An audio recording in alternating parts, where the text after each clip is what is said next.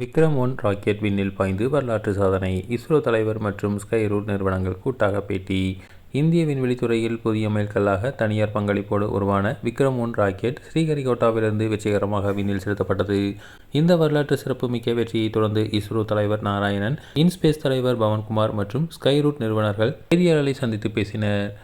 அப்போது பேசிய இஸ்ரோ தலைவர் நாராயணன், இன்றைய நாள் இஸ்ரோ வரலாற்றில் மிக முக்கியமான நாள் என்று தெரிவித்துள்ளார். வெறும் 8 ஆண்டுகளுக்கு முன்பாக தொடங்கப்பட்ட ஒரு ஸ்டார்ட் அப் நிறுவனம் இன்று ஒரு செயற்கைக்கோளை சுமந்து செல்லும் விண்கலனை வெற்றிகரமாக வடிவமைத்து சாதித்து காட்டியுள்ளது.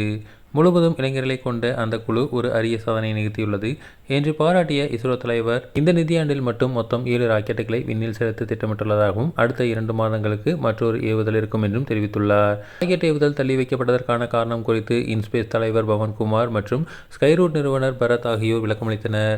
ராக்கெட் ஏவப்படுவதற்கான ஆட்டோமேட்டிக் லான்ச் சீக்வன்ஸ் சிறிய கோளாறு ஏற்பட்டது. இது ராக்கெட்டின் குறைபாடு அல்ல, சாஃப்ட்வேரில் ஏற்பட்ட சிறிய குறைபாடு மட்டுமே. அது உடனடியாக கண்டறியப்பட்டு மிக விரைவாக சரி செய்யப்பட்ட பின்னரே ராக்கெட்டில் விண்ணில் செலுத்தப்பட்டது. முதல் லான்ச்சிலேயே செயற்கைக்கோளை சுற்றுவட்ட பாதைக்கு மிக அருகில் வெற்றிகரமாக நிலைநிறுத்தி சாதித்துள்ளோம் என தெரிவித்துள்ளார்.